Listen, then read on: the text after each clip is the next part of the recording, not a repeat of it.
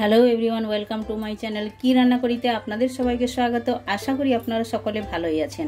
আমি আজ একটি সাধারণ রেসিপি আপনাদের সঙ্গে শেয়ার করব, যেটা সবাই বাড়িতে বানিয়ে থাকেন, খেয়ে থাকেন। কিন্তু আমি কেমনভাবে বানাবো রেসিপিটা দেখুন। আর এটা একদম কম তেল মশলাতে বানাবো, আর খেতে দুর্দান্ত স্বাদের হয়ে থাকে। আর মোচাটা তো সবাইয়েরই খাওয়ারই প্রয়োজন, আর সবাইয়ের খাওয়ারই ভালো। আর যাদের ডায়াবেটিস থাকে তাদের পক্ষে তো খুবই ভালো মোচার রেসিপিটা। কিন্তু মোচা খাওয়া খুবই দরকার। তাহলে দেখুন, আমি নিয়েছি একটা মোচাকে আমি ছাড়িয়ে পরিষ্কার করে ছাড়াতে হয় কেমন, আপনারা তো জানেন। আর না যদি জেনে থাকে আমায় কমেন্ট করে বলবেন, আমি একদিন আপনাদেরকে এই রেসিপিটা কেমনভাবে ছাড়াই ওটাও আমি আপনাদেরকে দেখাবো ভিডিওতে।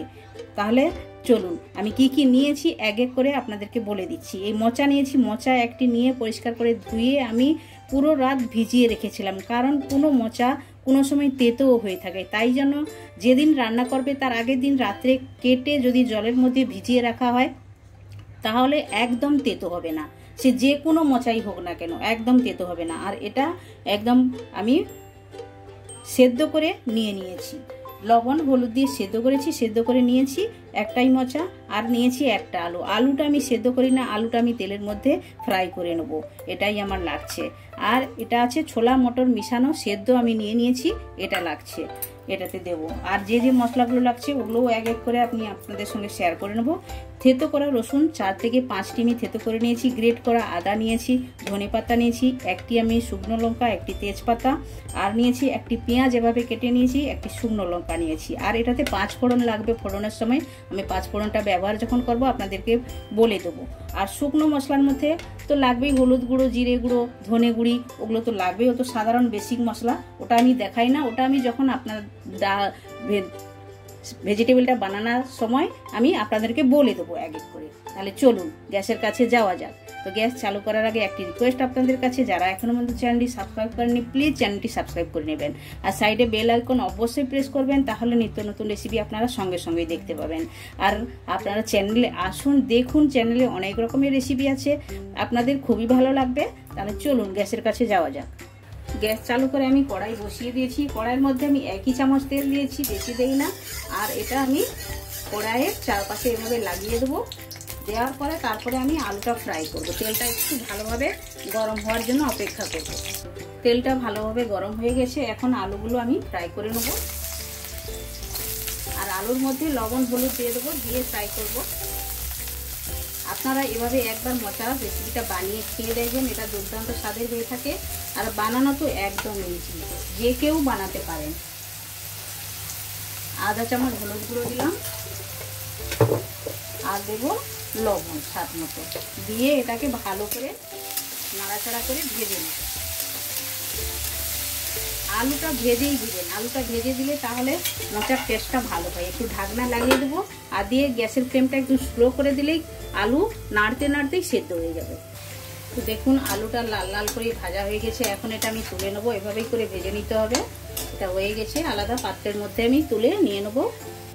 তেলটা গরম আছে, ওই কড়াইয়ের মধ্যে আর 1 চামচ তেল দিয়েছি। এখন আমি দিয়ে দেবো তেজপাতা, শুকনো লঙ্কা আর 5 ফোড়ন, দিয়ে এটা ভালো করে খুশবু আসা পর্যন্ত ভেজে নিতে হবে।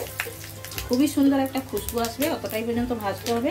তো দেখুন এটা ভাজা হয়ে গেছে, খুবই সুন্দর খুশবু আসছে। এখন আমি দিয়ে দেবো কুচনো পেঁয়াজটা যে আমি কুচিয়ে রেখেছি ওটা আমি অ্যাড করে দেবো, দিয়ে পেঁয়াজটা ব্রাউন করে প্রথম ভাজবো।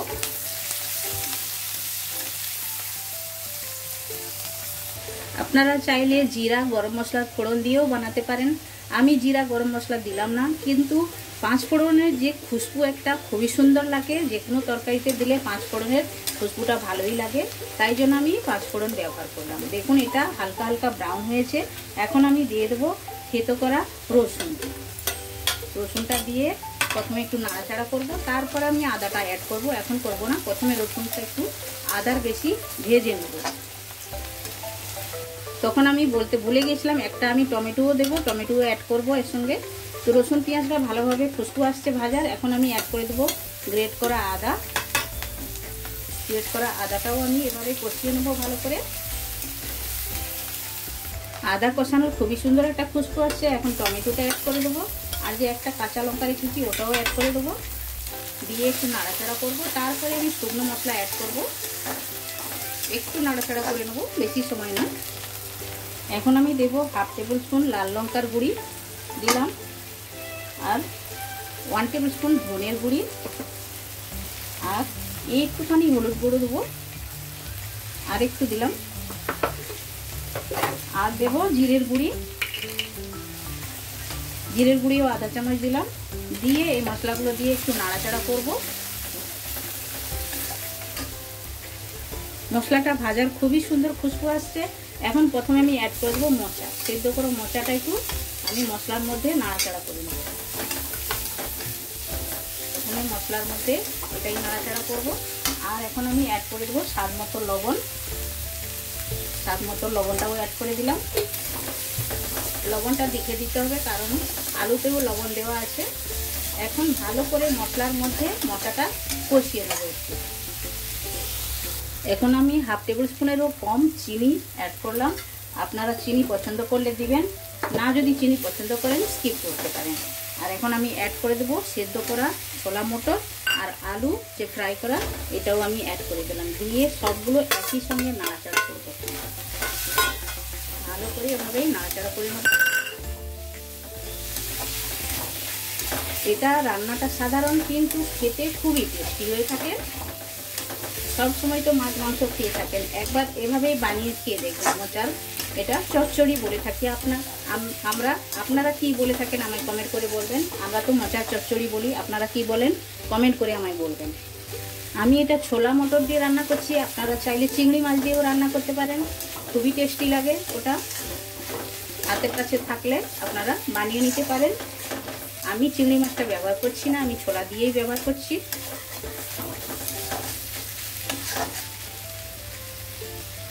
তো ভালোভাবে নাড়াচাড়া করে নিয়েছি। এখন একটু জল অ্যাড করে দেবো। সবটাই তো সেদ্ধ আছে, বেশি জল লাগবে না। আর এই রেসিপিটা শুকনো শুকনোই হবে, কোনো এর মধ্যে জুস থাকবে না। আর ঢাকনাটা লাগিয়ে দিলাম, গ্যাসের ফ্লেমটা একদম স্লো করে 5 মিনিট ছেড়ে দেবো। এখন ঢাকনাটা খুলে চেক করে নেব। দেখুন জলটা অনেকটাই শুকিয়ে গেছে। এভাবেই শুকনো শুকনোই রান্না হবে এইটা। দেখুন একটু নাড়াচাড়া করে দেবো, আর একটু খুন্তি দিয়ে আপনারা এভাবে আলুটা ম্যাশ করে দিবেন, তাহলে মাখো মাখো হবে। তাহলে দেখুন এটা একদম রেডি হয়ে গেছে। এখন উপর থেকে আমি ধনেপাতা ছড়িয়ে দেবো, এভাবেই ধনেপাতা দিলাম। দিয়ে ভালো করে নাড়াচাড়া করে একটু স্ট্যান্ডিং টাইমে আমি রাখবো, তারপরে আমি প্লেটিং করে আপনাদেরকে দেখাচ্ছি। একদম রেডি হয়ে গেছে। দেখতেই যতটা সুন্দর লাগছে, খেতে অতটাই টেস্টি। দেখুন দেখতে কতটাই ভালো লাগছে একদম। তাহলে চলুন আমি প্লেটিং করে আপনাদেরকে দেখাচ্ছি। তো দেখুন মোচার রেসিপিটা একদম রেডি হয়ে গেছে। এটা দেখতে যতটাই সুন্দর, খেতে অতটাই টেস্টি। আর এটা গরম গরম ভাতের সঙ্গে, রুটির সঙ্গে, পরোটার সঙ্গে, যেটার সঙ্গে আপনারা খেতে পারেন, খেতে একদম জমে যাবে। আপনারা এভাবে একবার বানিয়ে খেয়ে দেখবেন, খুবই টেস্টি লাগবে। আপনারা একবার বানান, খান। কমেন্ট সেকশন গিয়ে কমেন্ট করে আমায় বলুন রেসিপিটা কেমন লেগেছে। ভালো লেগে থাকলে লাইক, শেয়ার, কমেন্ট করবেন। আর যারা এখন পর্যন্ত চ্যানেলটি সাবস্ক্রাইব করেনি, প্লিজ চ্যানেলটি সাবস্ক্রাইব করে নেবেন। সাইডে বেল আইকন অবশ্যই প্রেস করবেন, তাহলে নিত্য নতুন রেসিপি আপনারা সঙ্গে সঙ্গেই দেখতে পাবেন। আবার দেখা হচ্ছে নতুন কোনো রেসিপির সঙ্গে। সবাই ভালো থাকবেন, সুস্থ থাকবেন। আপনারা আপনাদের কিমতি টাইমটা আমায় দেওয়ার জন্য আপনাদেরকে অনেক অনেক ধন্যবাদ।